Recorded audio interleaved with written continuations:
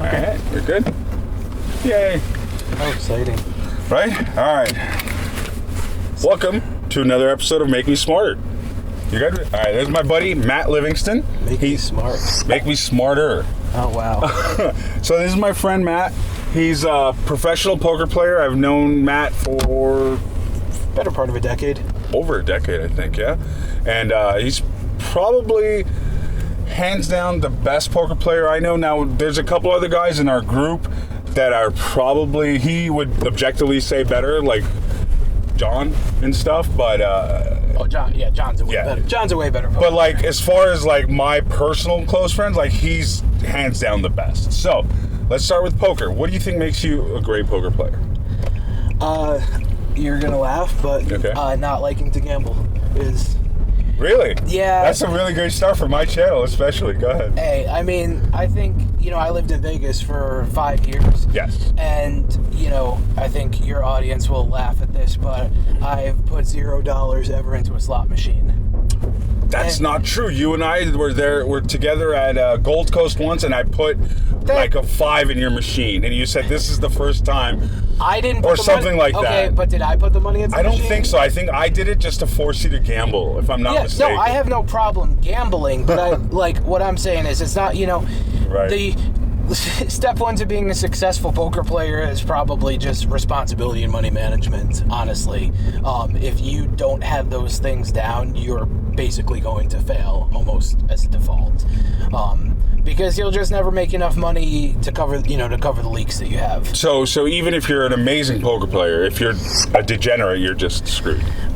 For the most part. I mean, there are certain people who, like John's a huge degen. Is he really? Yes. Okay. But he also is unmarried, doesn't have kids, and plays for, when he plays poker, he plays for so much money that if he, goes and loses, whatever he loses at blackjack or at table games, it doesn't really matter. Right.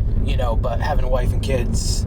Changes everything, right? It changes everything, and I play at big enough stakes where I can fade some of that stuff, but it's just like, I just don't get I'll gamble at the poker table, right, but I don't get any satisfaction out of, That's very strange, right? Because usually somebody who enjoys gambling just enjoys gambling because it's a rush. But for you, it's always, and this is not new, it's always felt this way with you, it's more, you approach it like a risky business than you do gambling.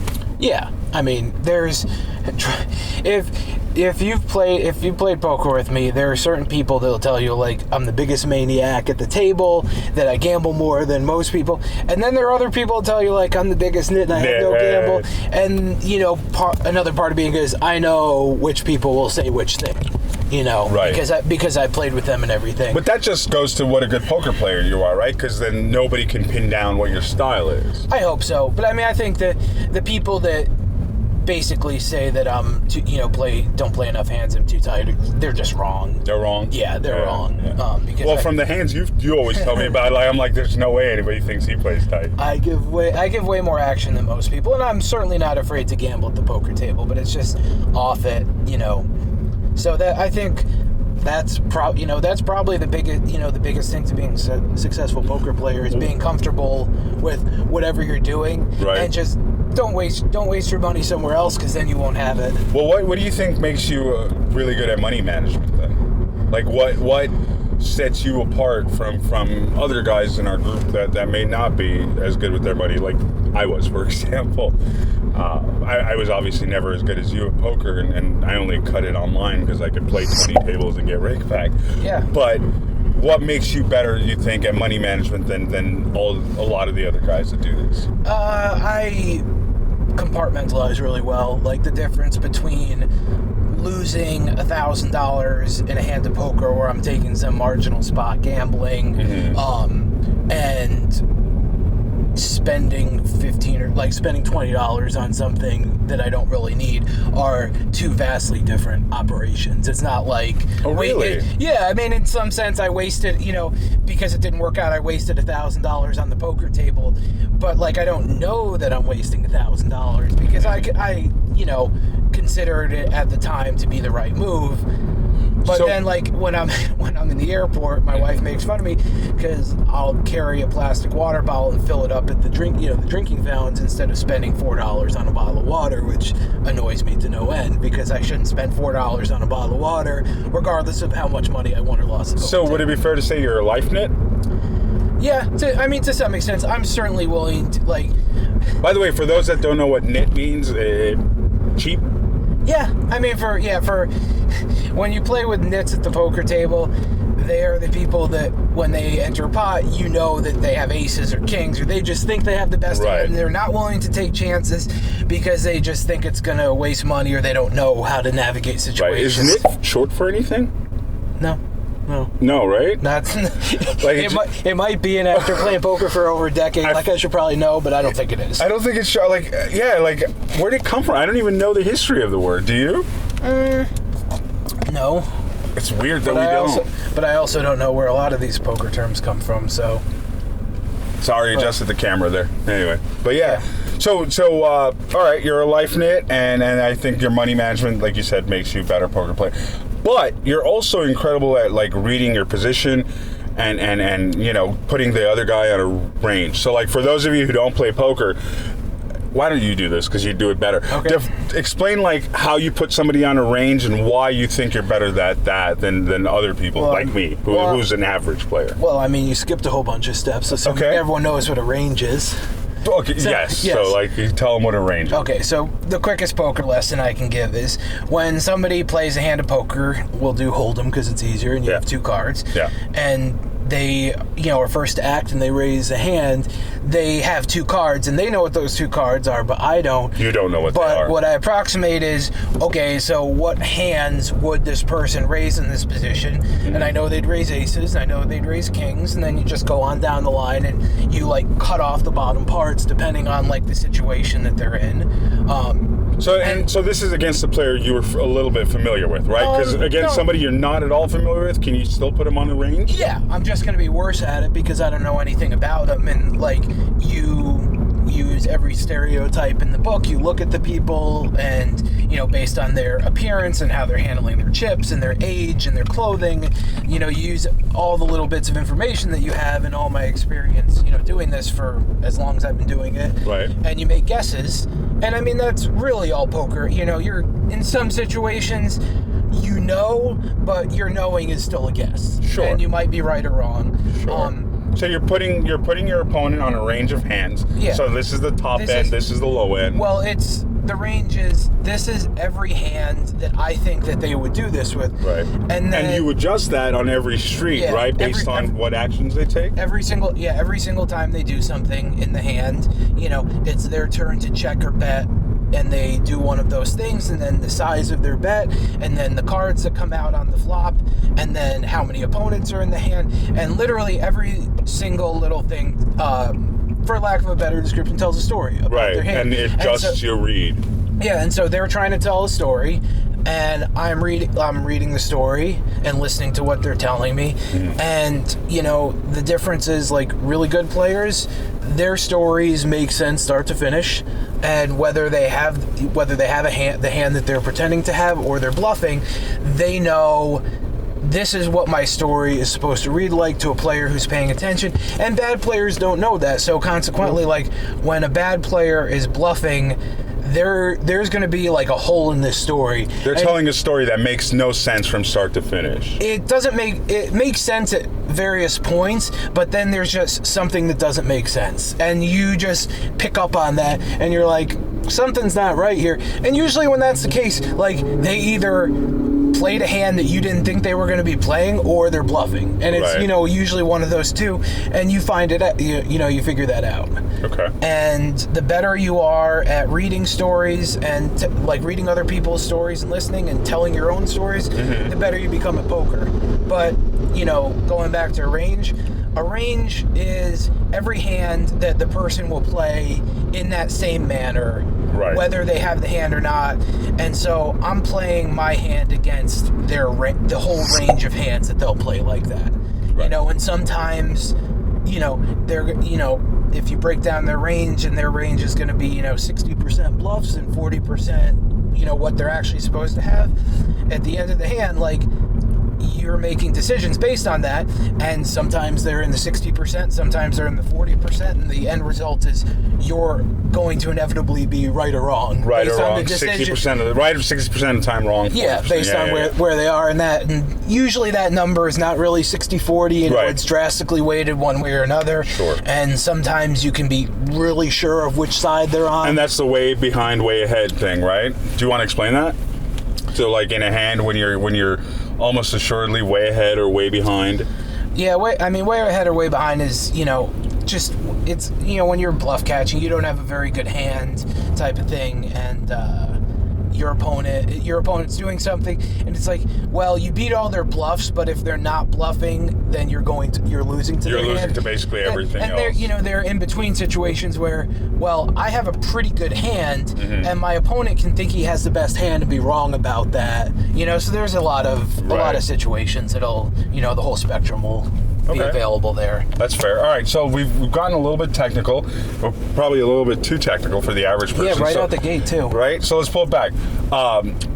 You money management and then putting on ranges, but in terms of skill, do you think that anybody can be as good as you, or do you think there's an innate ability to play poker that's within you that you then build upon?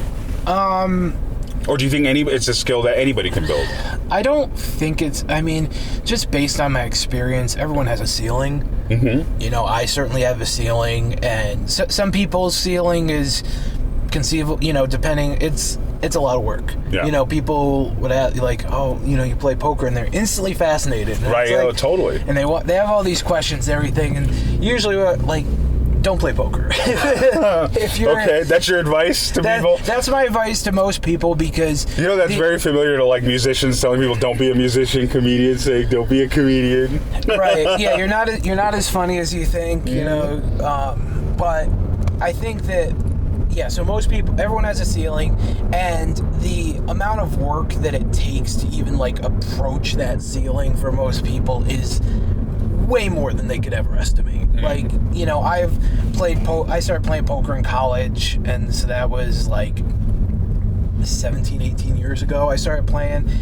and I've probably been a winning poker player since about 2005.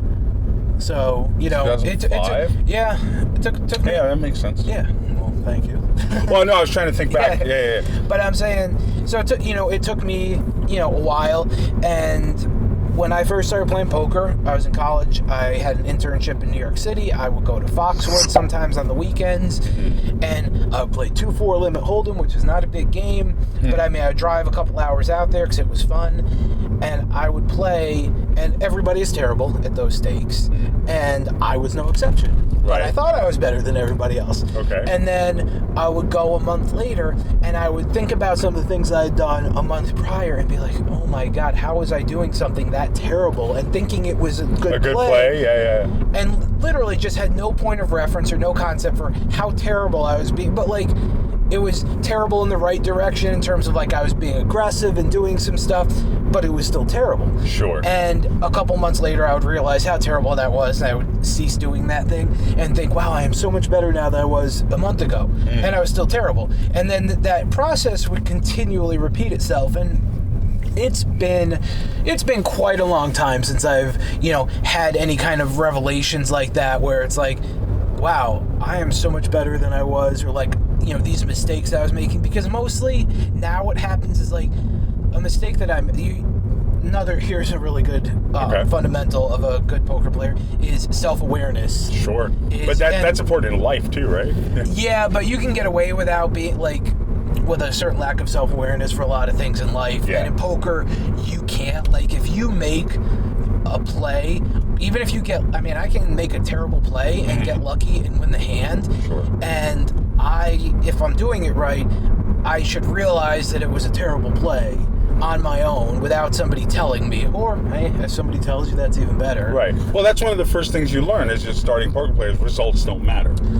Like, you hear it, but you don't, it doesn't sink in, because for a lot of people, if they won, they could think that they played great, and if they lost, they'll bemoan how unlucky they were or something like that. Like, it's never their fault type of thing. Right. Where I'll have days where I'll get just crushed, and I'll like think back to the plays, and I'm like, I think I played really well today. Like, I really think I played almost my best. Like, and like, I'll be like, Can you be objective when you're thinking that? well, that's what I'm saying. That's the kind of objectivity you need. Is you need to go like, wow, I lost almost every single hand I played today. It's like, I played great.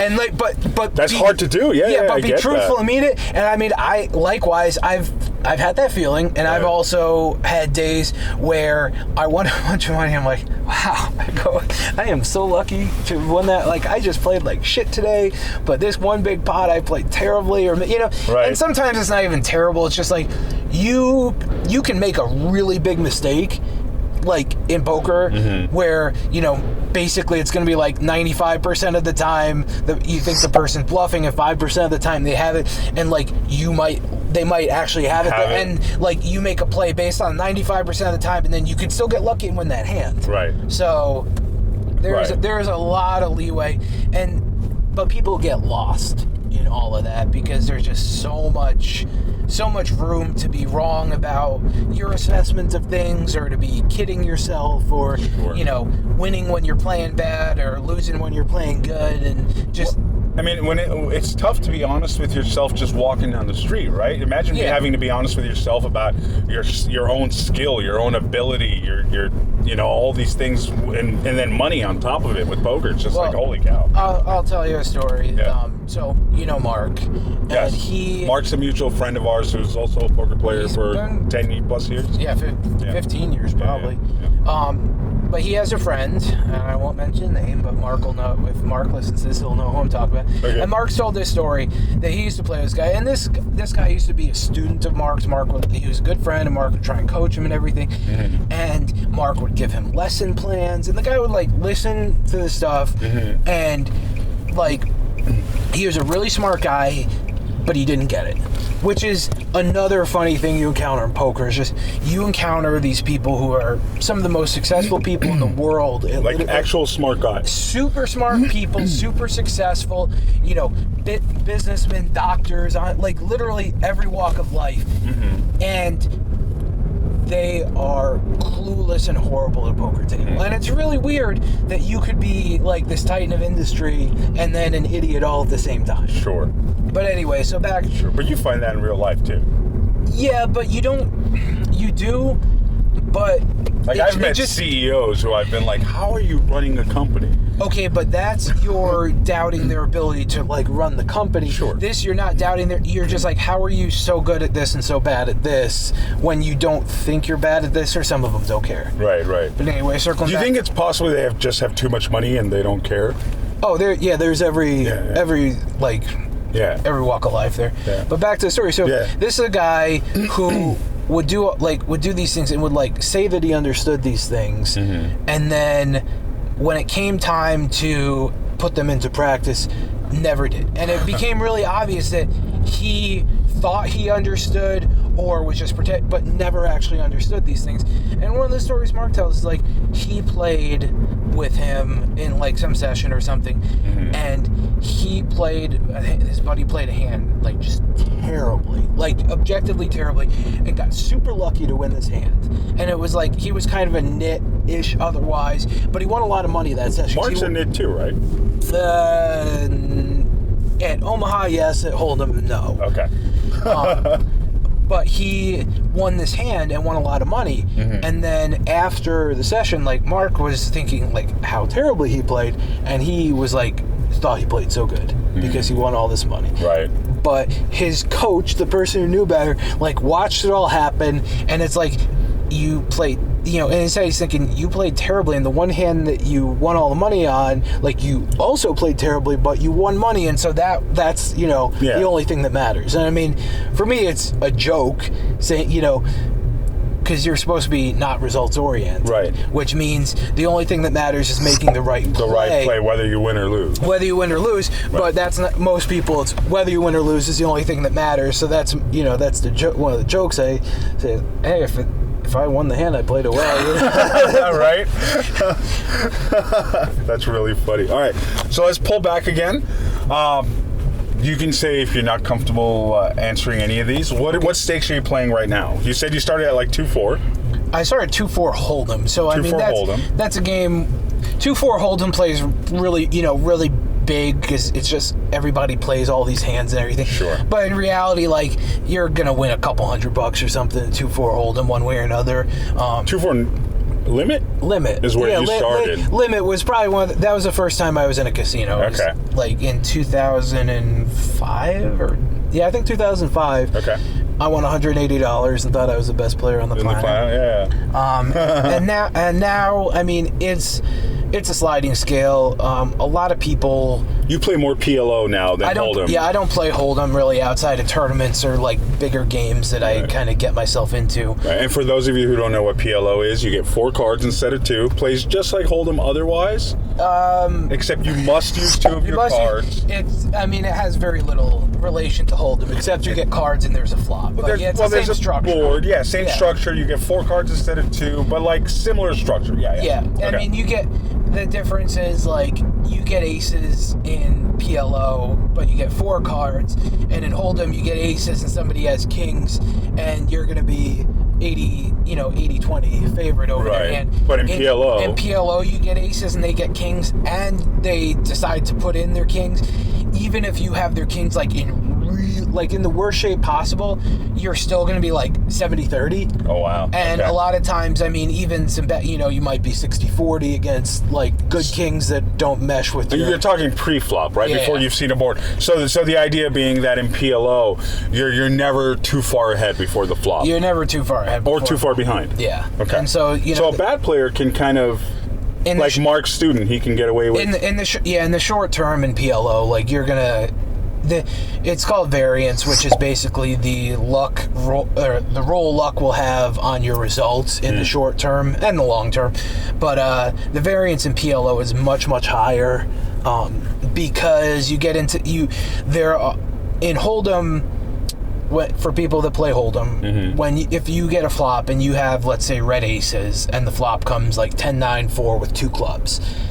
If you are putting in a bunch of money with aces there against a person who knows what they're doing, you're going to be in really bad shape because they're going to get destroyed. They're going to have like Jack Queen of clubs or something. They're going to have 2 pair or a set, or they're going to have a really big draw like Jack Queen. Like, we don't even need to give them Jack Queen of clubs. King of clubs. Let's give them King Jack of clubs for a gut shot and a flush draw, and they're going to be 40-45% or something. Yeah.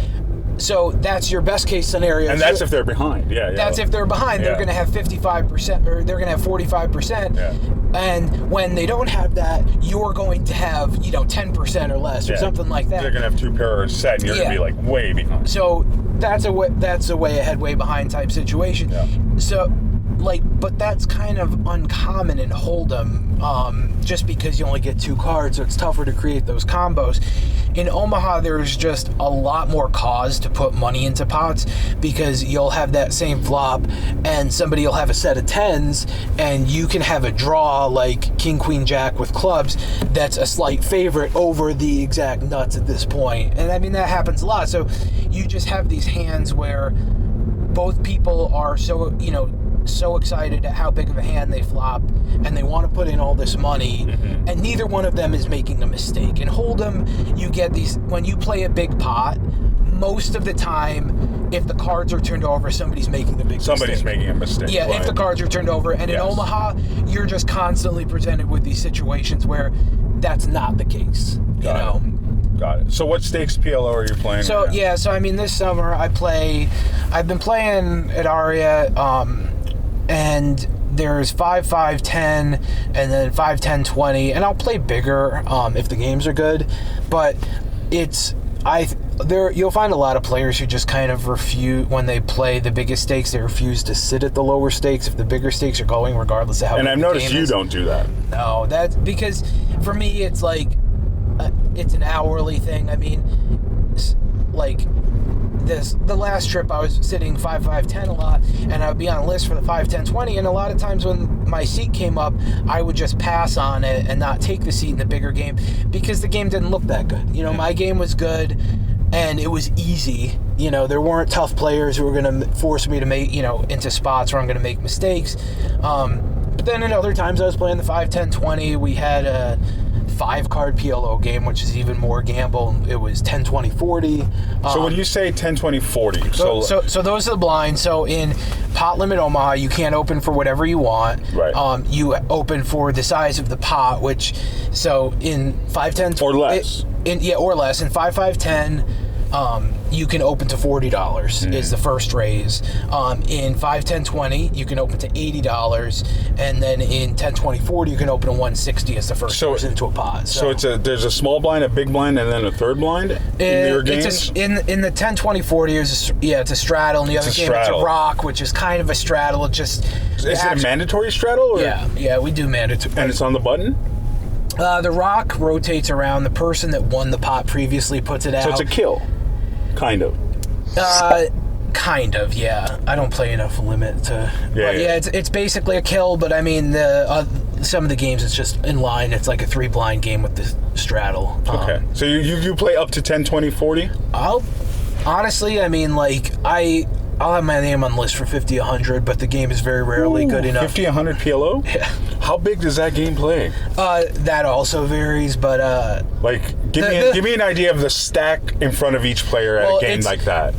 Varies, I know. The 5, 5, 10 is the last game that they'll have a capped buy-in on, which is $2,000 max. 5, 10, 20... Like, the 5, 10, 20... and above are uncapped. So I mean, you could buy in for $100,000, but in reality, people are buying in, for like $2,000 to $10,000 in those games. Yeah, that doesn't seem like that much considering how big they play. They must play. I'm assuming they do, and like as the game gets bigger and everything. If I sat down with $2,000 at that table, I would feel like I didn't have nearly enough chip. Sometimes you're sitting with $2,000, and there are most of the stacks are $3,000 to $5,000, and it doesn't seem like that big of a deal. And other times everyone has $15,000, and you're like, I should have more money on this table. Right. But it's all your comfort level in the game and your position and what's going on. But I mean, I passed on when I was here last time. I was gonna play quarter 50, and my seat came up, but it was the guy that I was on the list to go play with. It was he busted and left, so it was his seat I was going to take. This really bad player, so then I didn't take the game. He was the only reason you were sitting at the table? He was I mean, if I'm going to play those stakes, I want it to be a good game. And I was, the term is bum hunting. You find a bum and you go hunt him. And a bum is a bad player. Yeah, and you go track him. So if he's in a game, you try and get in that game, and sometimes you do and sometimes you don't. Right. But I mean, you'll also find when the game is good that just randomly everyone's plans are canceled for 8 straight hours and nobody leaves. And we used to call them fish. Now they're called fish, but bum hunting is the specific activity when you're looking for the fish. Yeah, looking for them and following them around. Okay. So 50, 100 is higher, 10, 20, 40. What's the most you've won or lost in a game, if you're comfortable saying? So I used to play in a really big home game in Denver that no longer runs. It was 5 cards.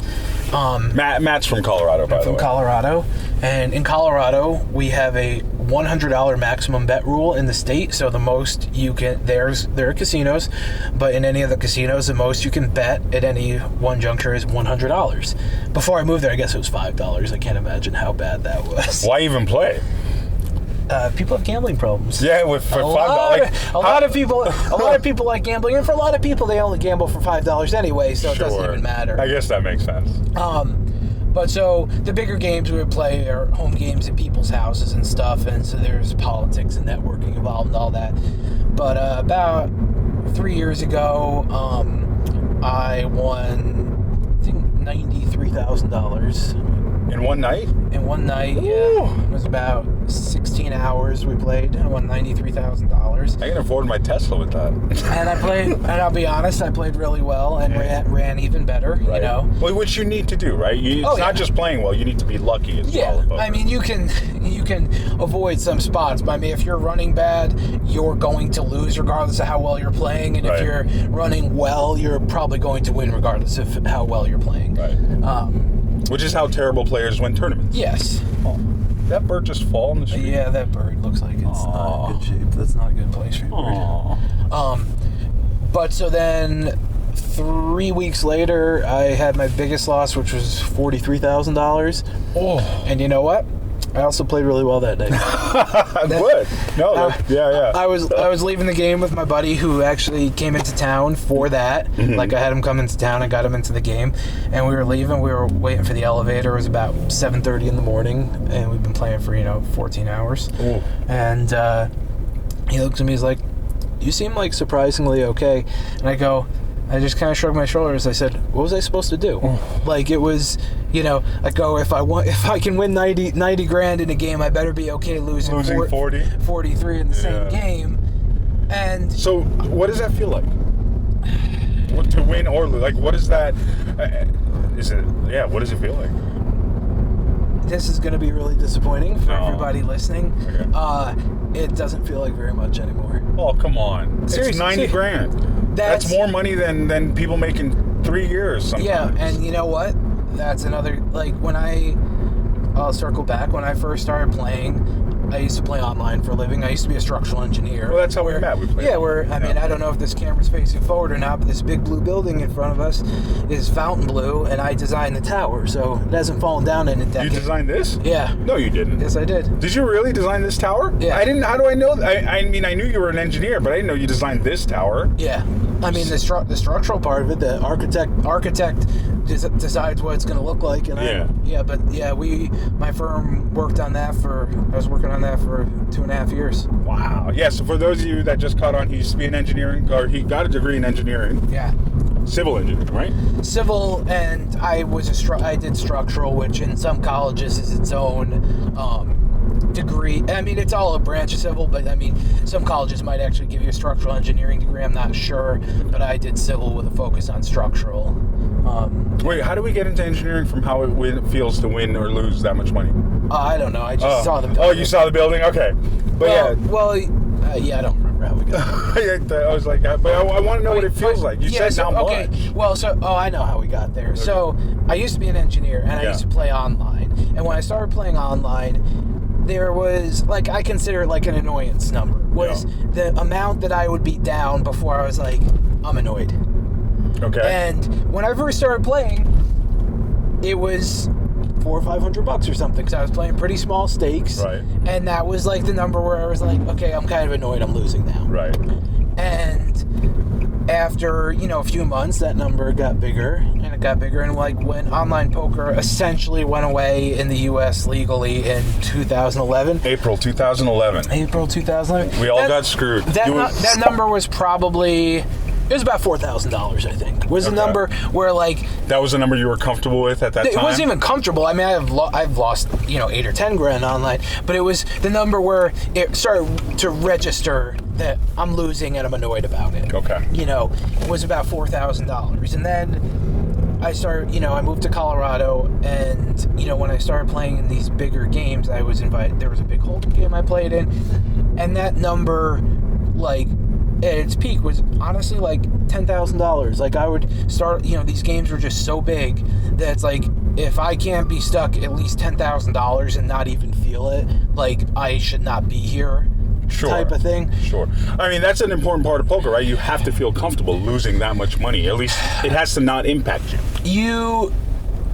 Everybody has their own, methods and everything. Sure. I think that for a lot of people, they like feeling it kind of like keeps them present and in check, and like, for me, not feeling it does that. Really? Yeah. But the flip side of that is like when I win a bunch of money, it's also just this is something that happens when I win, and this is also something that happens when I lose. So there's no excitement. There's no, oh my God, I just made 200 grand. How about if you bink a tournament? Is that different? Oh yeah, tournaments are different because you enter a tournament and you spend $1,500 or $10,000 for the main or whatever it is, and like you just expect to lose that money. When you don't lose that money, you're happy, and when you turn it into a lot of money, like you're really happy. But like I see these people celebrate hands, like high, fist pump, and do all this stuff, and it's like, and I just don't. Unfortunately, I don't have that feeling. And it's like, I'm sure there's something that could happen where I get really excited, like in the main event, if I could make a deep run in the main event, like I'm sure that would excite you. I'm sure there are times, and it's not that I'm not happy. It's just that I'm not outwardly excited. Right. Just like I'm not outwardly swearing. Now, does your heart rate go up? Does your adrenaline go up? Or you're just even keel during all these wins and losses and stuff? I don't know. I mean, my buddy was we were in a tournament last weekend, and he sends me a picture, and he says, and the guy has like a smartwatch on, and he goes, "Oh, I saw that picture. That was so good." It was actually Zach. And he goes, the guy next to me literally has a heart rate monitor on his wrist that I can see. Yeah. So in a hand, you can just look down at the guy's watch who's right next to him and see what his heart rate is. And it's like, it's not a really good indicator, because if you have a really big hand, you might get excited. You don't know what it means, but my heart rate, I mean, I've run some pretty elaborate, expensive bluffs. I've made some big hands and huge pots. Mm-hmm. And it's just, but that's, unfortunately, is the answer to that question. It's just, I don't get that excited. I don't, I try not to get that up. I'm way better about not getting excited than I am about not getting upset sometimes. Yeah, I mean, I've known you for long enough to know you get frustrated sometimes. Oh, yeah. But you also don't tilt. Like I know when I played, like if I had one of those days where I feel like I'm playing well and I just kept losing, like I would lose my mind. Yeah. And I've never seen you lose your mind. Like you get frustrated, send me hands and stuff, but you've never lost your mind like I do or did. But you don't see it. I mean, I don't do what other people do. And the other thing I'm really good at is making it look worse than it is. Like if I ever pick up a hand, like when that's going on, like I just lost a hand, and then I just like looks like I'm going nuts, but it's because I actually know that that's what it looks like and have a hand. Right. But okay. I mean, one of my best friends that lives in Colorado, he's played hundreds and hundreds of hours with me. I mean, at one point, like 2 years ago, he's like, I don't think I've ever seen you tilt. And I go, I just do it. Everyone does it differently. Some people, are really out in the open about it, and like you think that it's going on, then they turn over your hand, and you're like, oh, this is happening. And I when I'm really getting beaten up, I like sulk.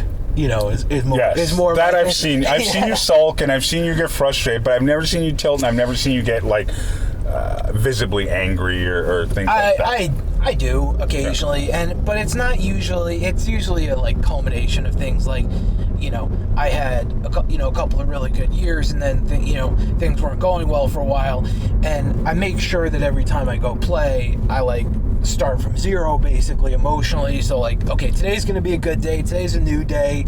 I don't meditate. A lot of poker players meditate, and I think it's probably really good for them. Meditating's amazing. I just started like, I don't know, 6 months ago. I should probably do it, but I don't. But what I'm saying is like a lot of players do that kind of stuff. Right. And I don't, but I like make sure, even when I'm losing, even for an extended period of time, I make sure this session is a new day and everything, but I remember specifically, it was about 2 years ago, I was here during March Madness, and I was running really bad, and I can't, come to a session, sit down, and I kid you not, 4 days here, the first hand that I decided to play, each of those 4 days I got stacked. Whoa, I didn't know that. Yeah, and it was like all of that work of resetting, all of this just immediately evaporated. Like each of those 4 days, and all of a sudden I'm just sulking and like like after the first hand that I decided to play, because it's like, how does this keep happening? Right. So well, you brought up a good point. So we've talked about money management and let's talk about risk of ruin in poker. Like you talked about having a bad year, and I've known you while you've gone through stretches of 3 to 6 months of really bad runs where you've just gone crushed. So talk to me about risk of ruin. Like, how does that work? Like, I know you're really good with money management. I know you're really good with bankroll management. But at the same time, it is still a game of luck, and you could run bad for 2 freaking years sometimes. Yeah. So how do you stop from going broke, and how do you prepare for that? Because it is gambling at the end of the day. Yeah, I mean, risk of ruin is actually like a mathematical thing. Yeah. So if you're I'll use the example that I feel like I can talk about. Like if you're a limit player, and like what your hourly expectation is in a game, you're able to approximate like how many bets you need to play in that game, and then somewhere there's standard deviations off of that for how many bets you need to have to prevent going broke in the worst run, and it's like playing big bet and playing I mean, I just play such dramatically different stakes. I mean, a couple years ago when I was playing in that big game, you know, where I won and lost those huge numbers, it was like, you know, I would get to play 3 or 4 times a month in that game, right, and then nothing else mattered. Like, if I did well in that game, there was no amount of poker that I was going to play in any other game that was really going to alter my results for that, you know, for that month. Yeah, like, because those were so high, right? They were, I mean, it was 10 to 20 times the stakes I was playing elsewhere. And so it's like, okay, if I just run well here, nothing else is going to matter. And likewise, if I ran badly there was nothing I was going to do in the other games to make up for that running bad. Right. Spoiler alert, I ran really well that game existed, thankfully. But, you know, so, I mean, people keep separate bank. They have a poker bankroll and a life bankroll, and do, like, some people, like, pay themselves a salary out of their there is no answer. Like, I don't feel like there's an answer to that, especially the way I do it, just because of the dramatically different stakes I play in and stuff. You know, sometimes I'm playing in a 2-5 game in Colorado where I might win or lose a couple $1,000s, and sometimes I'm playing, you know, 50, 100 at Aria or something like that, where I might win or lose, you know, tens of thousands of dollars. So it's really hard to bridge those two and tell you how much money that you should have. Is it much different than real life where like you need, say, 6 months to a year of savings just in case you lose your job and poop falls apart? Is it that much different than that? Yeah, I mean, nobody has 6 months of savings. Like, people, they're supposed to. They're supposed to, but I mean, nobody does. What is it like? I think 40 or 50% of the country, if they had a $400 unexpected expense come up, they wouldn't know how to, like, they wouldn't have the savings or money. Oh, yeah. So, by far. Like, yeah, so, I mean, but the idea being you're supposed to have a cushion. Yes. So that's all my life is as much cushion as I can provide. You know, I play as much as I can, and I just, because I don't try not to, you know, spend a lot of money, you know, I mean, my family lives a good life. I consider myself very fortunate to be able to do the thing that I do for a living here. And yeah, look at it. Yeah.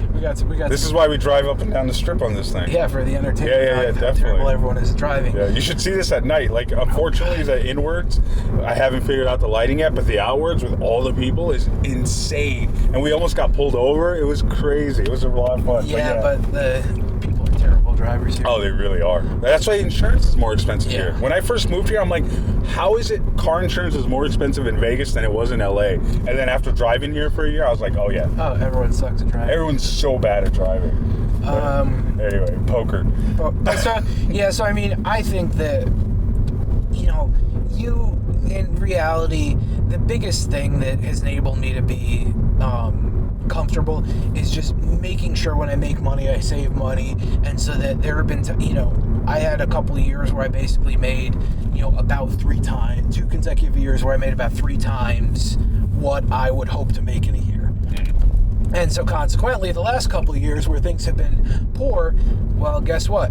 I didn't spend 3 times as much money as I should in a year each of those years. So, like, I'm able to, withstand what's going on right now. And everybody needs to make those decisions. But I think to be a good poker player, you really should do everything in your power to save money and to make sure that when things go bad, because they will, because it's poker, that you're able to still go and play. And if you need to take time away to reset or like whatever it is, that you have that ability, because I think that's important. That's fair. Let's talk about some fun stuff. Let's talk about the degenerates you've met playing poker. Now, for those of you who don't know what a degenerate, well, you all should know what a degenerate is, but poker has its cast of characters like anything else, and especially because it's so money oriented, and it's technically gambling at the end of the day. I mean, it is gambling at the end of the day. There is people that have gambling problems. There's people that have all kinds of problems in the poker world, and we come across them here and there. So do you have any entertaining stories without names of some degenerates or some crazy things that have happened at the poker tables?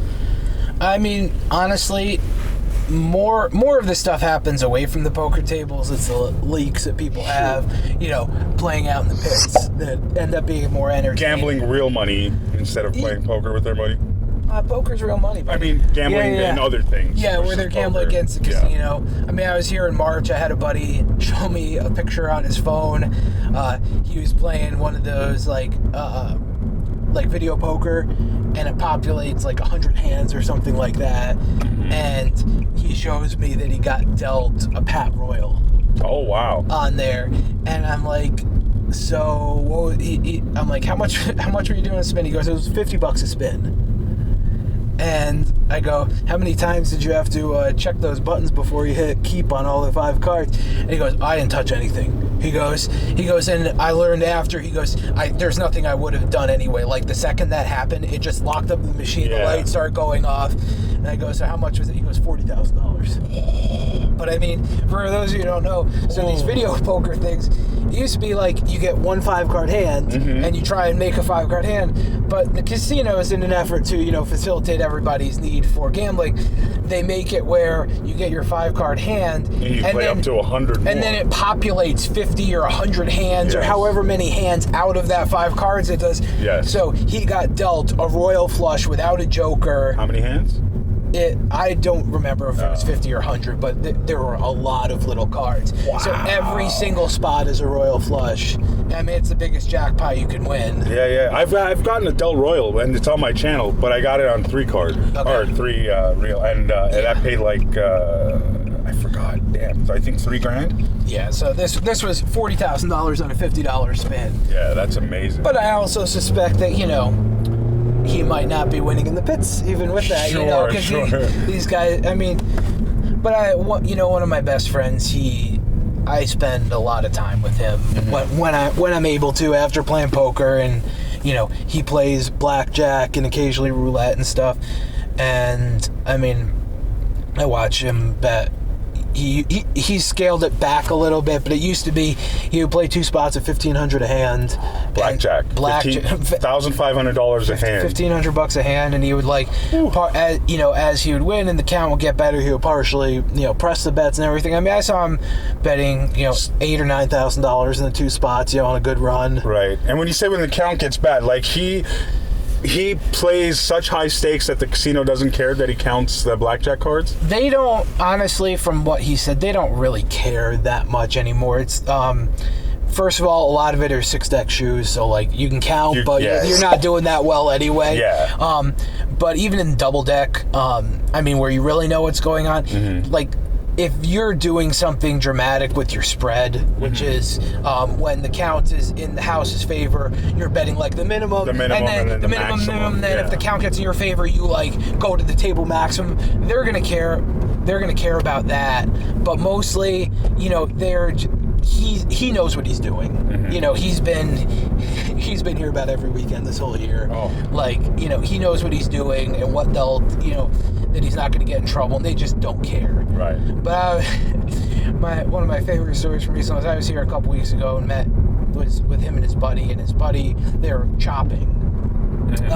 So they both are, pretty high roller type guys. They get comped at all the places. They get into all these like free roll tournaments and stuff like that. They actually won $200,000 about 6 weeks ago at a baccarat tournament.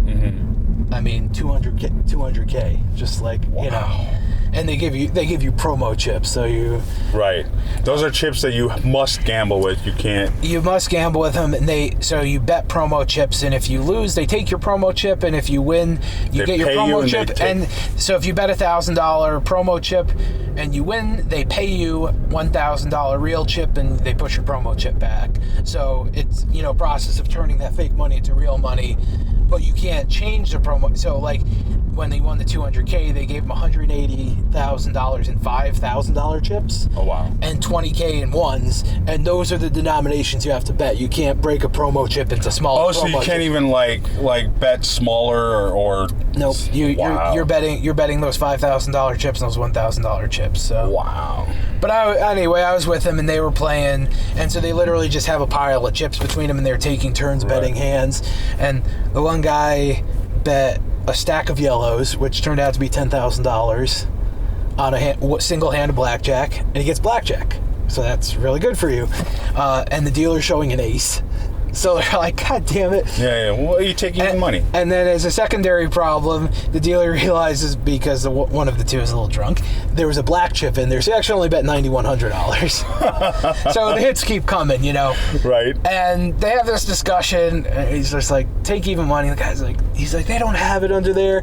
And I think if it was $2,000-$3,000, they'd have just gambled. But for $9,000, you don't want to risk not getting paid $9,000, you know. Right. So they took the even money. The dealer did not have blackjack. And so the very next day, the other guy bets and he slides out $100. And it's a $500 table. It's reserved, but they can do whatever they want because their average bet is way over $500. And he just looks at the dealer and says, deal, please. And for $100. For $100, from $9,100 to $100. They have blackjack the hand before. For $100, the dealer has blackjack.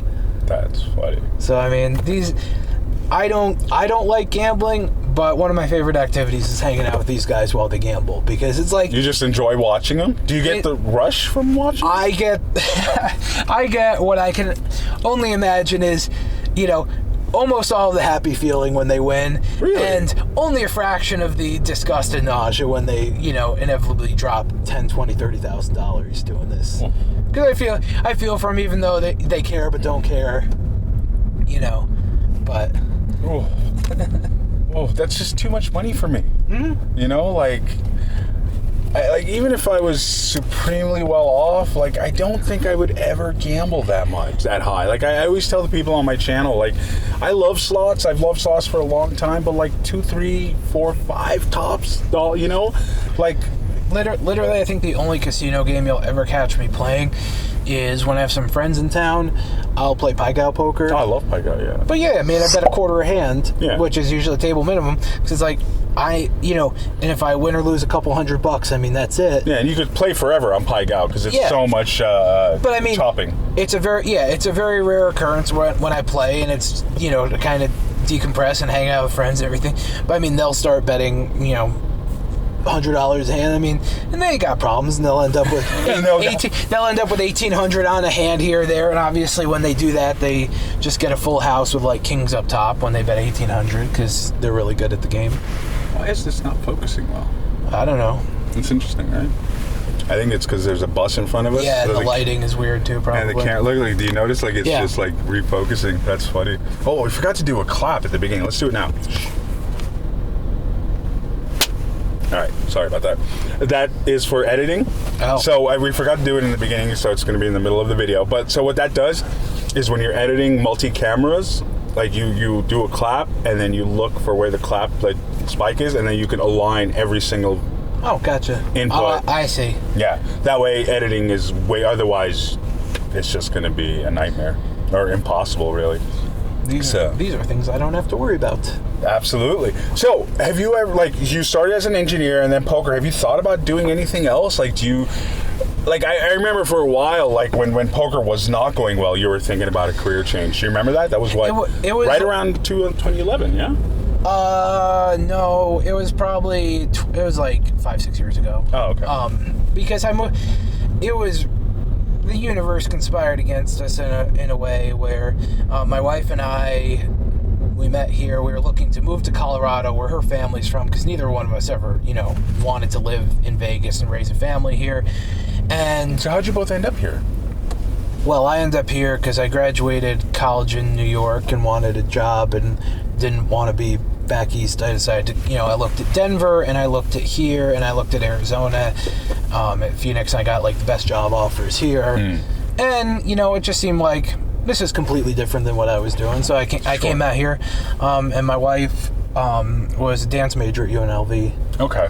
And when I told people that, you know, I met my wife, what does she do? She's a dancer. I had to specify which type of dancer. Yes. Because nowhere other than Vegas is the assumption that she's a stripper. Actually, I think it's everywhere in the U.S. If you say she's a dancer. I don't think so. I'm pretty sure.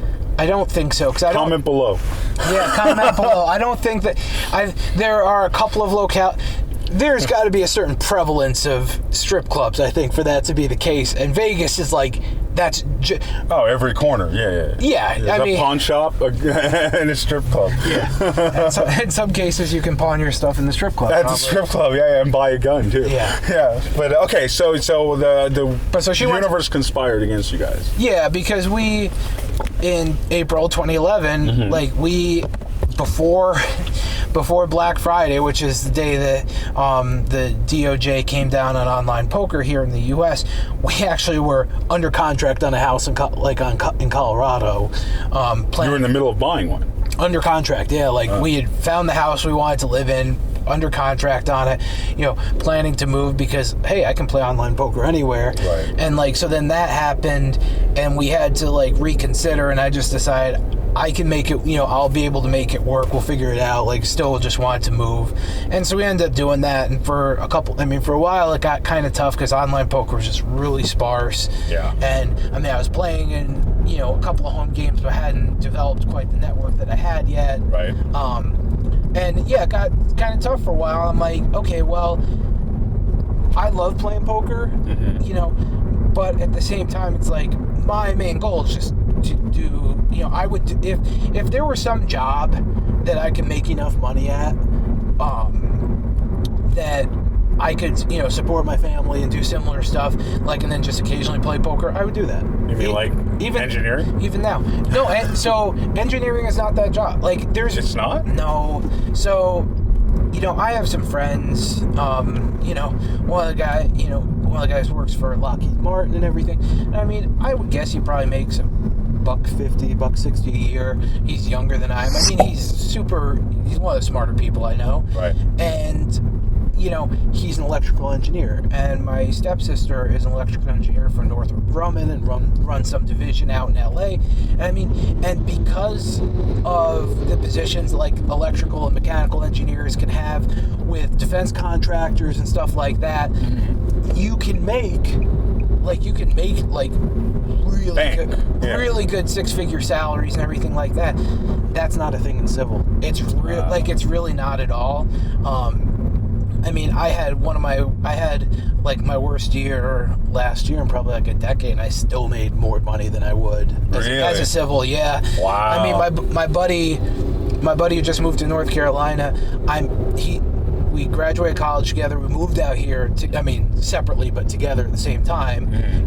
He...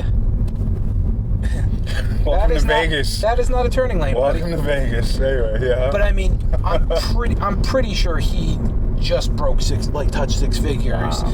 And he's been doing it for 12 years, and he was one of the higher up guys in the company and everything.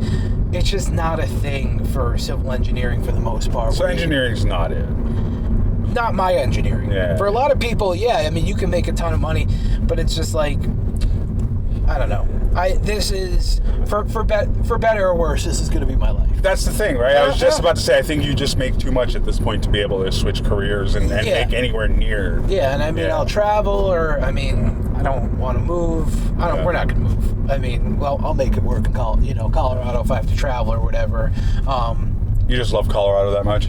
Yeah, it's the only place I've lived where I actually love living there. Really? It feels like home? Yeah. Oh, okay. It's great there. Because Vegas doesn't feel like home yet. Like, I've been here 8 years. I lived here for 5 years. I never loved it. Yeah. Like, it's so transient. It's fun. I like... You get to see all your friends. Yeah, your friends... They always come into town. They're always... all your friends and family find an excuse to come visit you. This is true. And... in that sense, it's great. And then if you want to see any concert, have any food just about, at any hour of the day. At any hour. Don't forget that. It's a great town for all of that. But when it comes to, making actual connections and, raising a family, I don't think if you don't have... I think it's a much more palatable place if you don't have kids. And it's not because of the gambling. It's just because, the makeup of the city and, the schools aren't good here. Oh, we're 48th, right? Or something? I don't know, but my wife used to be...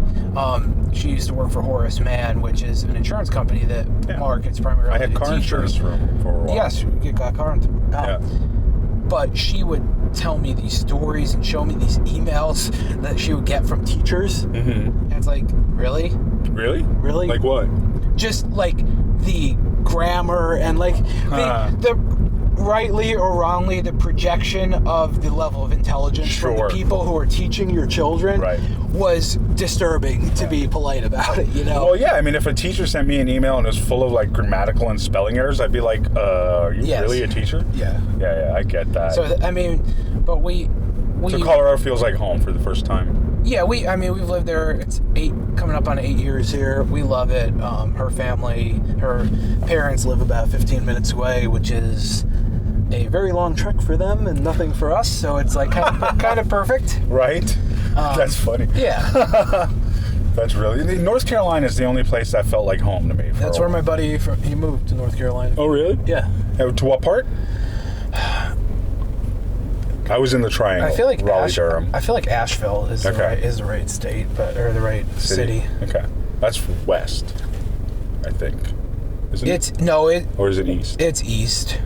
It's one of the two. I'm really bad with remembering certain things like that. So me too. But yeah, North Carolina was the only place I felt like home. LA never felt like home, even though I pretty much grew up there my whole life. I don't even like visiting LA. Yeah, we visited a year or so ago with wife and kids. Went to Disneyland for 2 days, and we came back, and just driving from the airport in Colorado back to our house, it was like, oh, I feel like I could breathe again. Yeah. Just being surrounded by the suburbia and the traffic and the just constant civilization. It's like, it's too fast, right? I don't need to live in the middle of nowhere, and I don't, but I also don't want to live in this. Yeah, like it's just too much chaos, and Vegas is getting that way too now.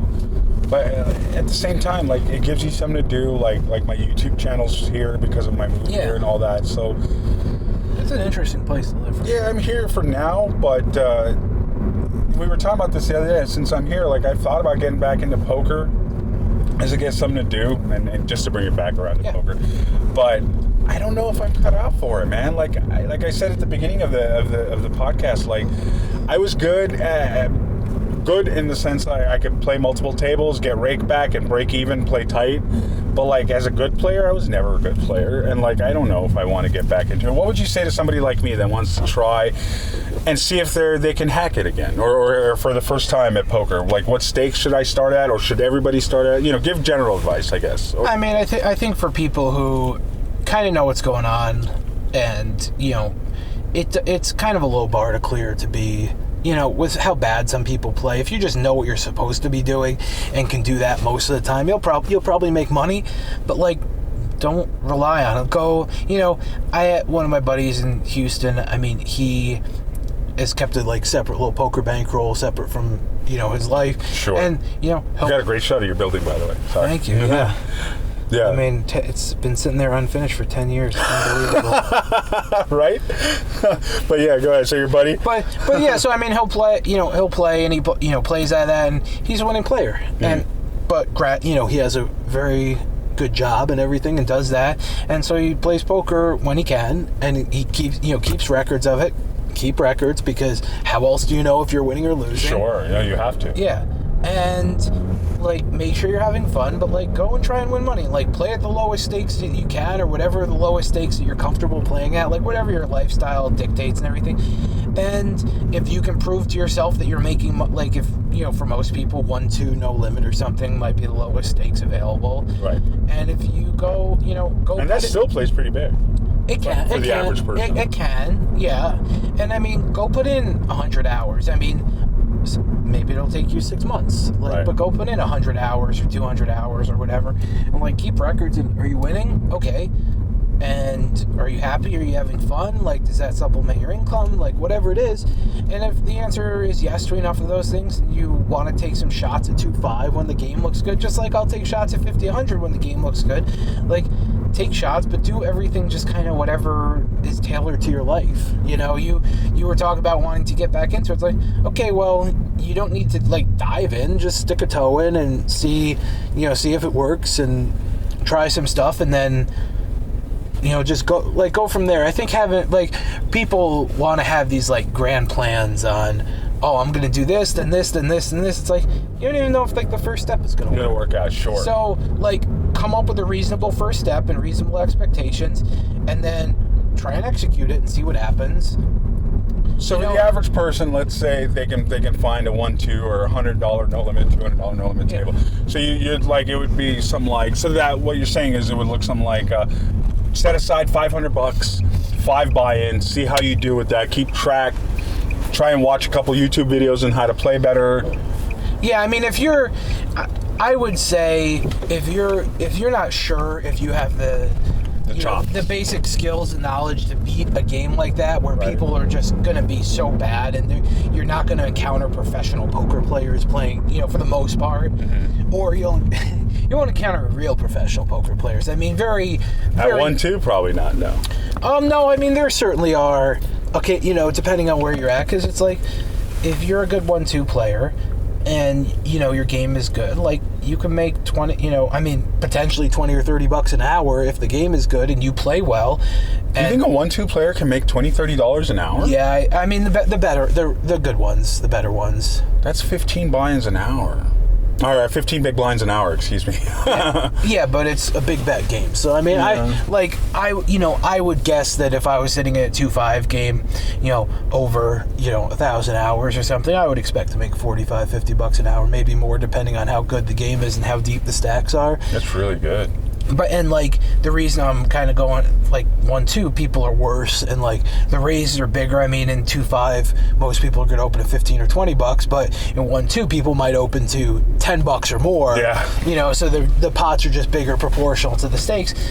Oh, it's insane. People will just shove all in, like under the gun with 100 big blinds, and you're like, what are you doing? Yeah, and if somebody has top pair and you can beat top pair, you're going to get every dollar that they have in their stack. So,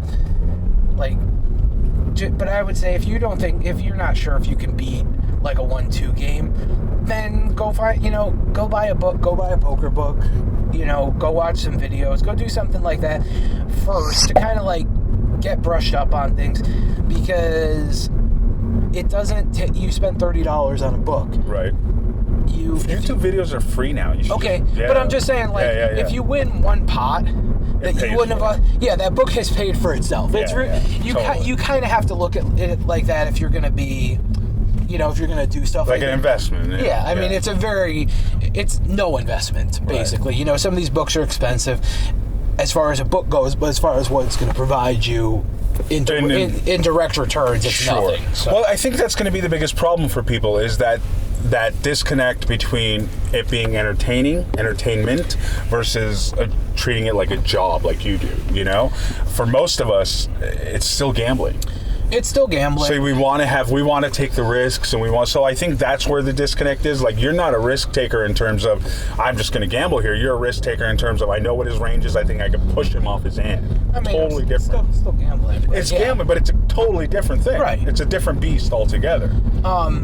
That's true. So for somebody like me, it's just we're going to have that thing of I'm here to have fun. I'm gambling. And another really underrated thing about is you have to be, whatever you do, it is so much in your benefit to be wanted at a poker table, as a professional poker player, because and I have. What do you mean wanted as a poker player? So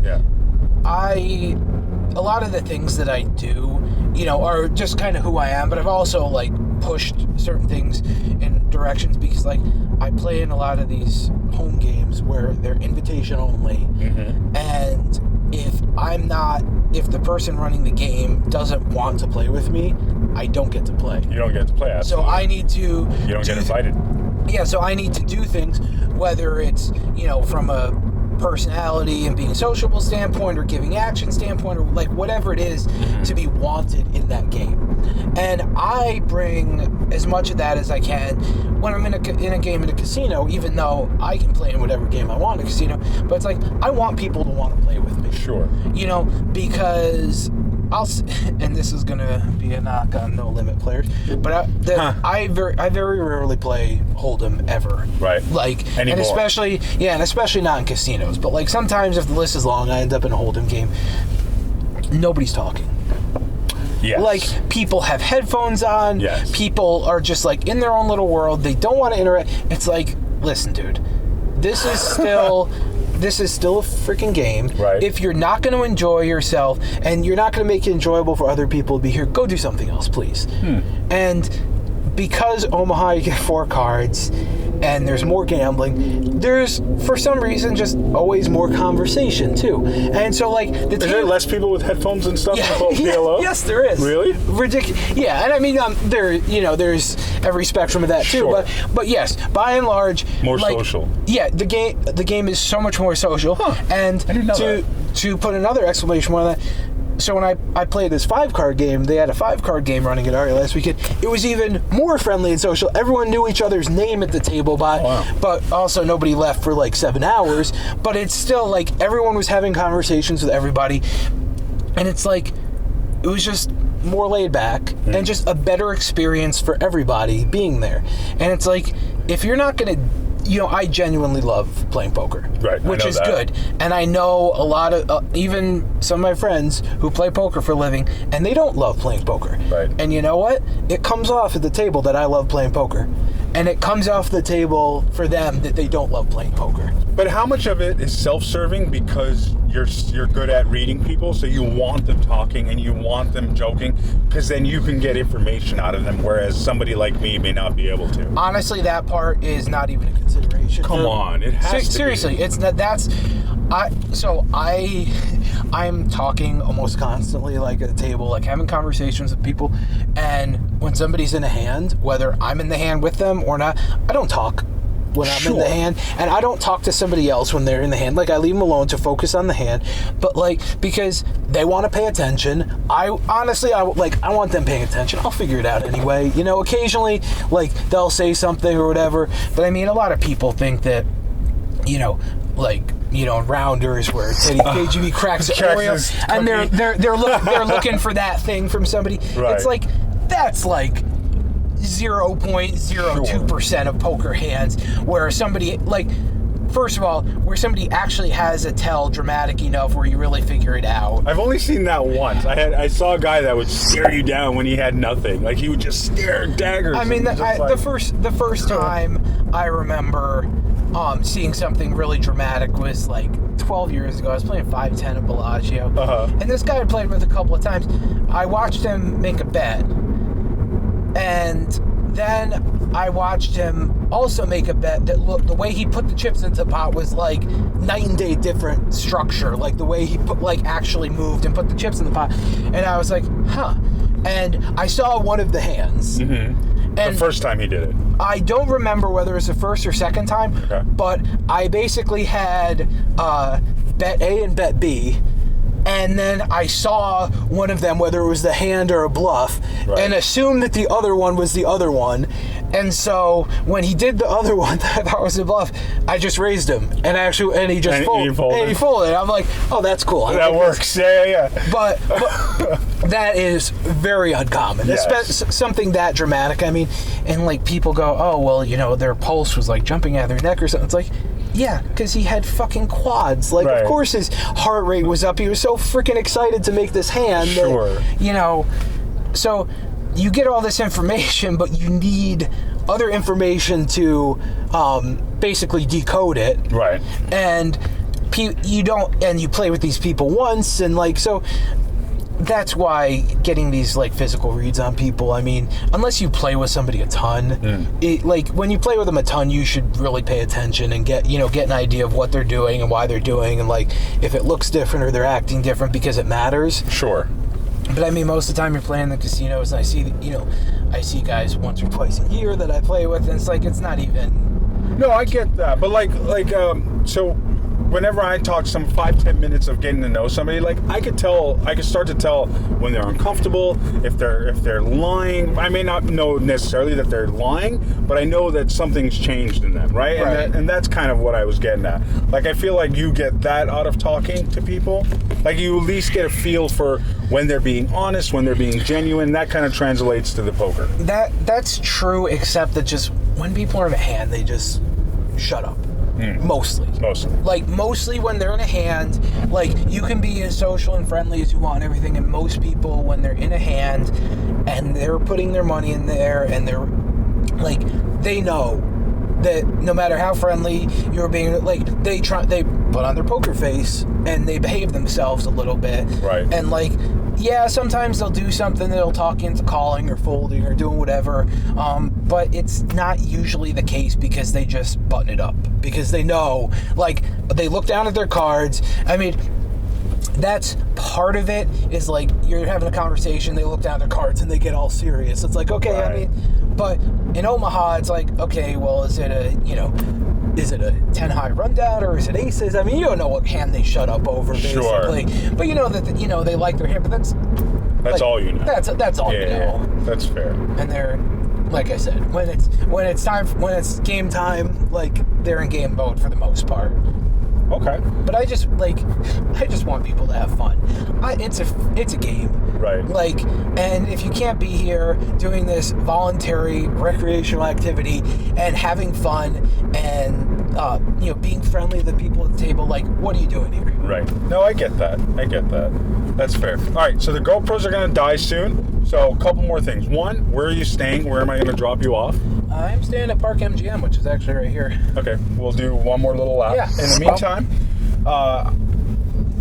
last couple questions about poker. What do you see yourself? How long do you see yourself doing this for? Like, what's the end game? I know you said this is probably what you're going to do forever, but like, what's the end game? Like, what retirement? Like, how does this work with poker? I mean, I have a 401k. I have, like, a lot of people. I mean, I own some crypto, some Bitcoin and stuff like that. And I put, tried to put money away and do stuff. I mean, I own a house. Yeah.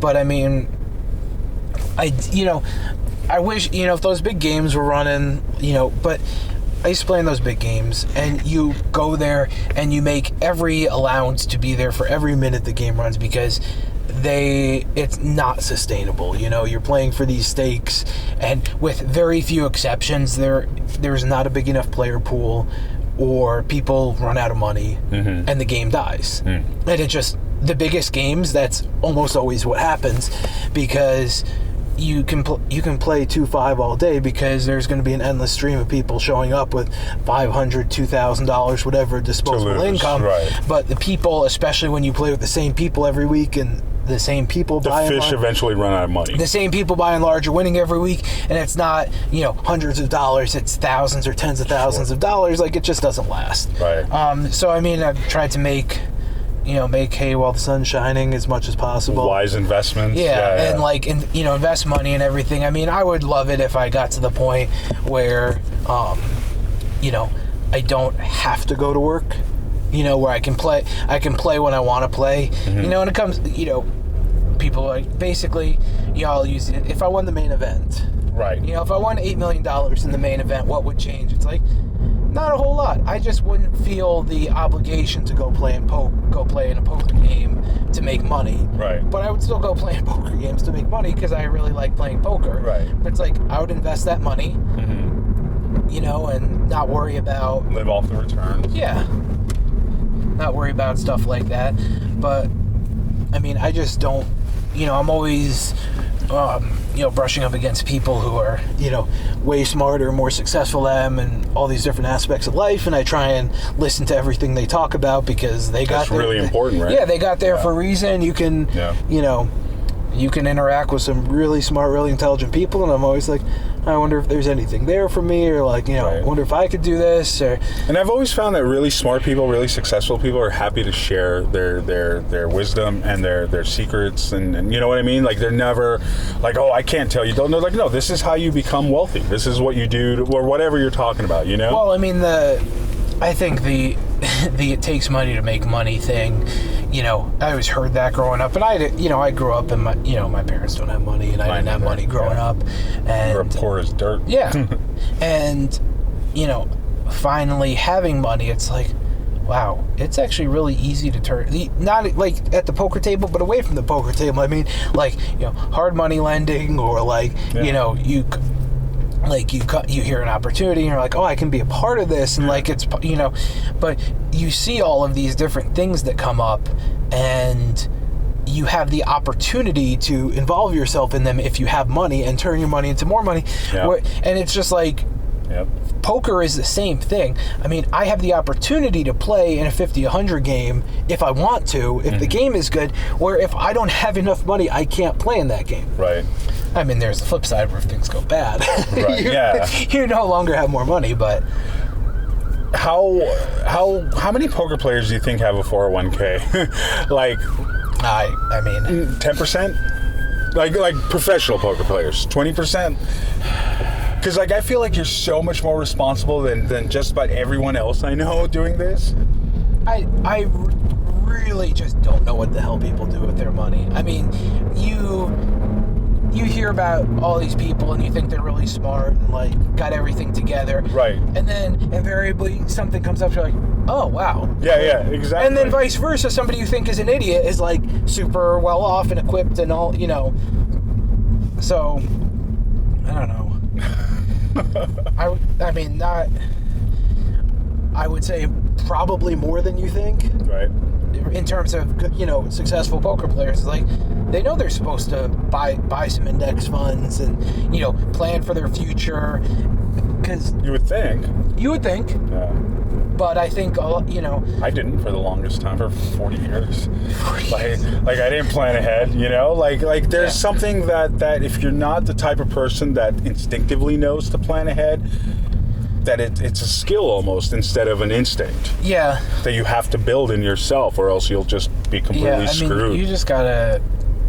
Like, you just gotta know that the sun isn't always shining, and if you are making a ton, like what seems like a ton of money, because in reality, if you don't have a wife and kids, you don't need to spend much money on stuff. No, you really just don't. And people who play poker and don't have a wife and kids, most of them probably just blast through all that money. I mean, you know, nonsense, absolutely. I mean, weed is legal in so many places now. I mean, I'm a guy who's never done any drugs, but I think weed's pretty expensive. Not really. Not at all, actually. It depends how much you smoke. I don't know. It's not expensive. It's a weed. It grows like weeds. Yeah, okay. But I'm like, there are plenty of places for people to just dump money that they don't need to dump.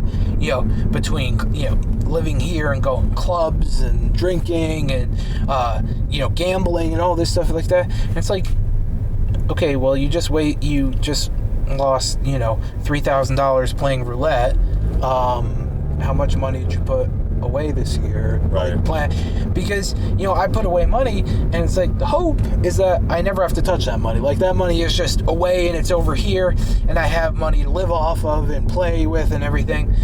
But do you have a plan for how many more years you're going to play, when you're going to retire, that sort of thing? No. Or is it a dollar amount? Like, no, are you just going to play it by ear? Yeah, because I can make $100,000 a year, and I can make $400,000 in a year, and I can make negative 200 on a bad year. I mean, God forbid.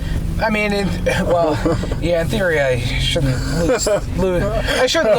I think I'd have a tough time losing much more than 50 in a year, like over the course of a year, sure. And actually having that be the final number I end up on. But, like, you know, just. Oh, just when you were going to retire? How are you retire. Yeah. But I mean, no. Dollar amount? Yeah, there's no dollar amount. Because no year or nothing like that? No, because it's just... So you don't have a plan with your wife, we're going to retire in the Caribbean at 55 or whatever? No, but I hope that by the time, you know, my hope is that by the time we get there, all of these, you know, intelligent decisions I've made pay off, like, cumulatively, and sure. we can do that stuff, you know.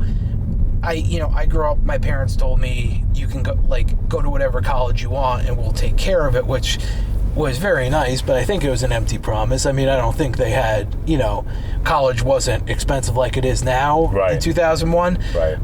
But I mean, I got into a good college and got a good scholarship, and they bridged the rest, and I paid them back after. Oh, okay. But it's like, I like that my kid, you know, I'll hopefully be able to say to my kids, you know, something like that, and that we can go on family vacations and do stuff like that. And I mean, that's the stuff that's important, is giving myself and my children, my wife, like, these experiences and stuff. But I don't have an end game. So it's like, my job is a recreational activity that I can basically do anytime, anywhere. And so as long as I'm making enough money and still enjoying it, then I'll continue to do it. That's fair. That's fair. And now the last follow-up to that, what do you do if the game passes you by? Like it happens to a bunch of people, right? Like the game kind of just progresses beyond their ceiling. It won't. You're that confident in your skill? It's not that confident in my skill. It's just like the game doesn't move that fast. Okay. You know, there's not like the difference between me and like great players and stuff is, I mean, it's kind of a leap, I guess, just because of like, you know, some of the things that they do and the amount of work that they put in and stuff that I don't, but I also don't need to.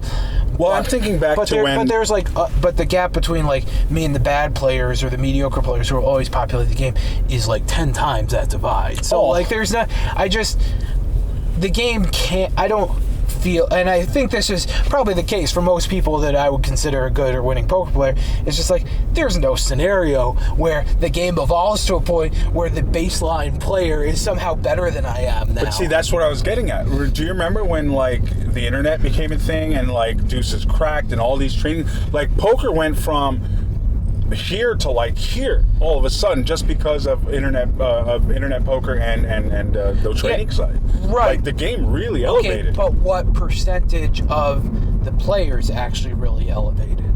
You know, it was a small percentage of the players elevated hugely, and they were like, you know, all over the games and everything.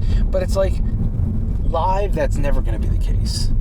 You don't think so? You think there will always be enough bad players? 0%. Okay. Literally. I mean, and that doesn't mean that, I can always beat 50, 100 PLO. Although, I mean, I know if you know what you're doing, I mean, you're not really, you can still sit in those games and everything. It's not like I'm going to be one, like, if I sit in a 50, 100 game and I'm like the 6th best player out of the 9 people in that game, that's obvious. That's honestly about where I expect to be, like the 5th or 6th best player. I mean, I expect there to be like, you know, 4 or 5 just crushers really in that game. Yeah.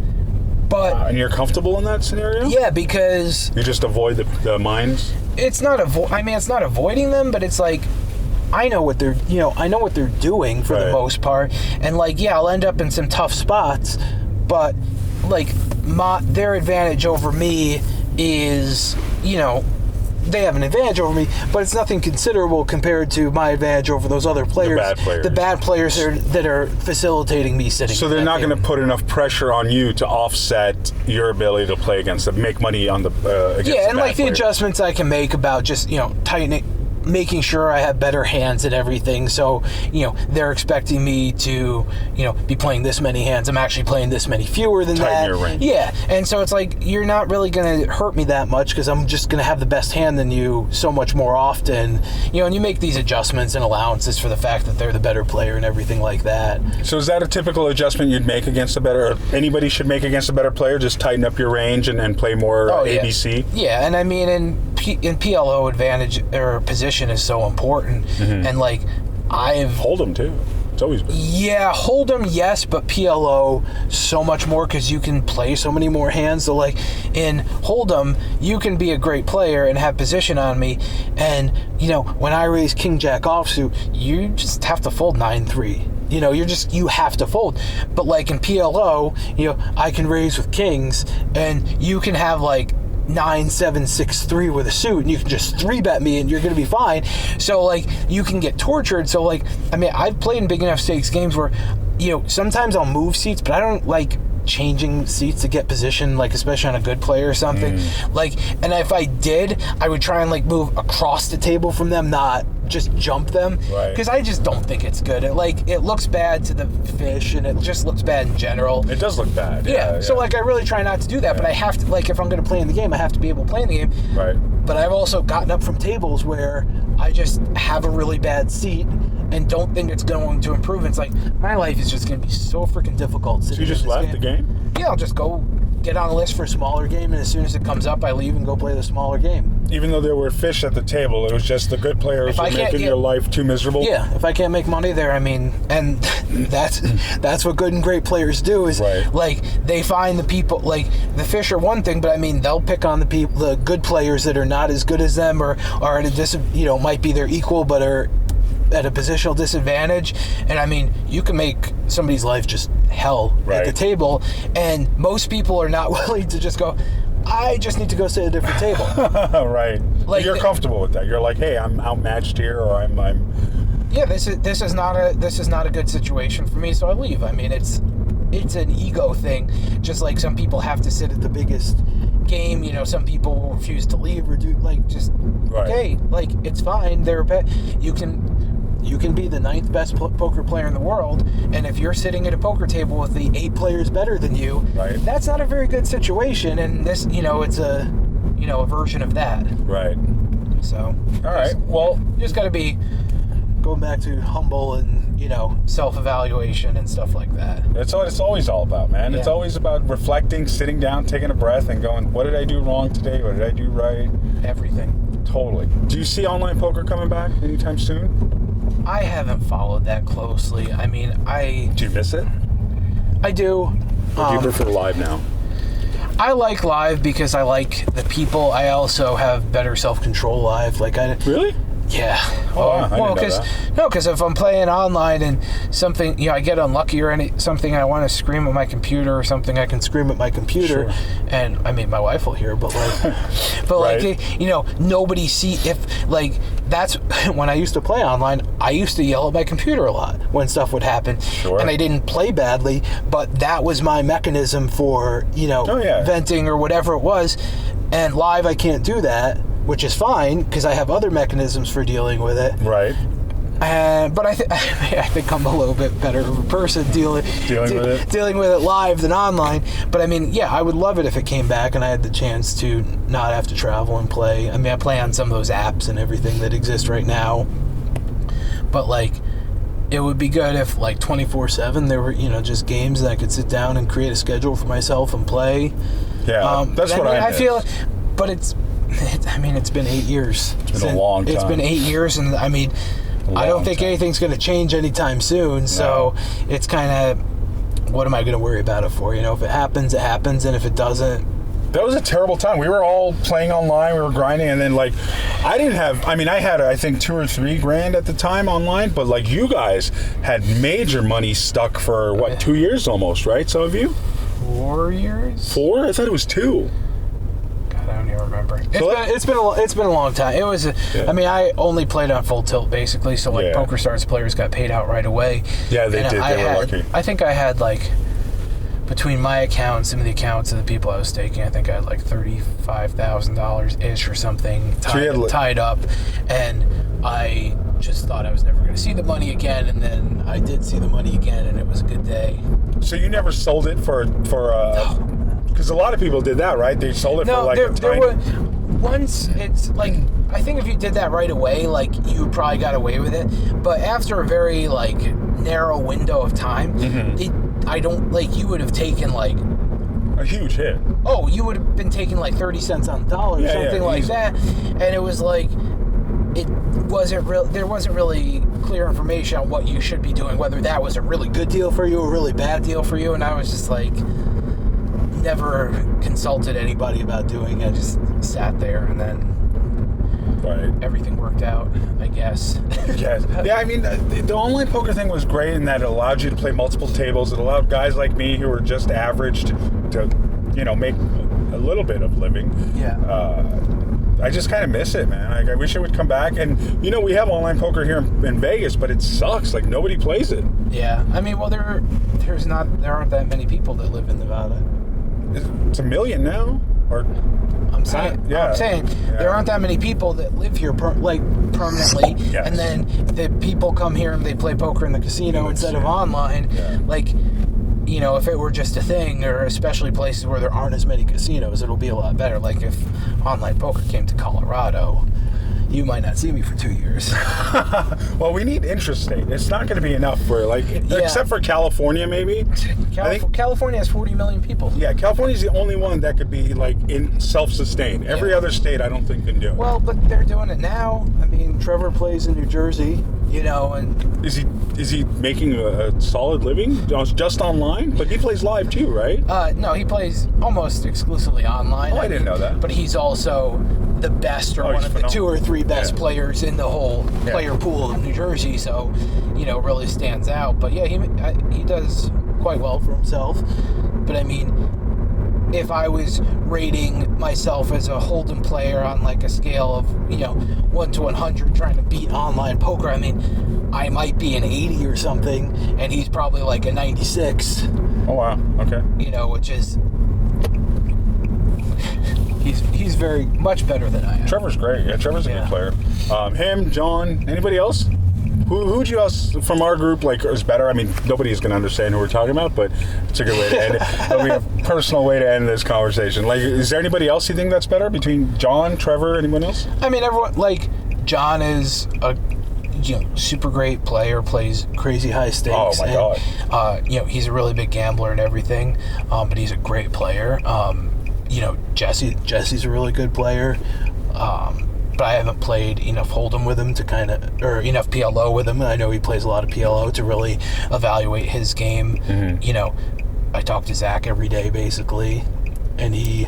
Would you say you're better than Zach, or would you say Zach's better than... Or would you say you guys are equal? We're very comparable players. I mean, I think I'm better at pot limit than he is because I've played so much of it, and he lives in Arizona and plays spread limit, which is kind of a weird structure, and I'm pretty sure he plays that game better than I do, not only knowing the players, but just knowing some of the, Well, you've grinded PLO for way longer than anybody else I know. You were the first person to jump on it, basically, that I knew, anyway. Yeah, I mean, I've done it for 9-10 years now. So what made you switch? Let's end on this. What made you switch from Hold'em to PLO? Because when you switched, Hold'em was all the rage, and it was still it had been 5 years of all the rage. Hold'em is still it's the simplest game out of all of them. But I switched.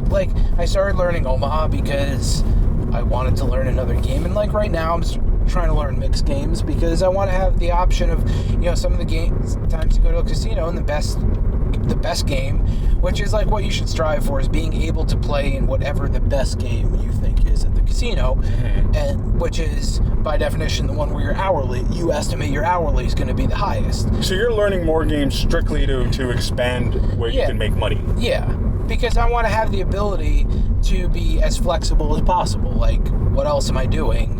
But that's why I started learning Omaha, because other people were learning it, and it seemed like a really good game. But I feel like you enjoy it more than Hold'em too. Oh, it's so much better. Right? You enjoy playing it more than Hold'em. So there is some satisfaction. You get more cards, you get to play more hands. But the bad players are probably more frequent in Omaha than, and the really good players. I mean the really bad players are way more frequent, and the mediocre players are at a much bigger disadvantage than they are in Hold'em. If you're a mediocre Hold'em player, a good player's advantage over you is, not nearly as big as I think it is in Omaha. In Omaha, really? Yeah, even though the variance is so high? Yeah, because just the number of they're going to play more hands, so they're going to be in more spots that they are going to make more mistakes in. So just by the order of magnitude of the number of mistakes that they're going to make because they're playing more hands is going to be much higher. See, I feel like in PLO, a good player like you, post-flop, can get a guy in basically dead, whereas in Hold'em, you're never really getting in basically dead against a good player. Is that kind of a right way to look at it? People always wiggle out of stuff in Omaha. You get into these spots. I mean, but it's it's just... a bad player will play the third nut flush, whereas it's not understanding what the appropriate things... in Omaha, people play all these hands, and then they see a flop that looks like a good flop. It's but you shouldn't have played that hand in the first place. And this flop, the hands that I'm going to put in are just killing you. Right. When a bunch of money goes in, you just don't have... They don't often have the right hands for the right situations, is what it is. And they don't understand what hands they should have for those situations. And that's where they get in a lot of trouble, because they play more hands, because they have more cards. But I mean, yeah, you just got to be always, I think you just always got to be learning and evolving as much as possible, and give yourself the opportunity to, play more games and just have as many options. Just like real life. Yeah, if you want to be a successful poker player, it's really good to, have as many options as possible when you set foot in any casino or card room or whatever. Right. That's awesome. Yeah. Awesome. Thanks, Matt. I'm going to take you to part. Thank you for coming on. No problem, buddy. All right, guys. Thanks for not getting into a car accident. Right? That drove pretty good this time. And we didn't get pulled over or anything. All right. Thanks, everybody, for watching. See you next time.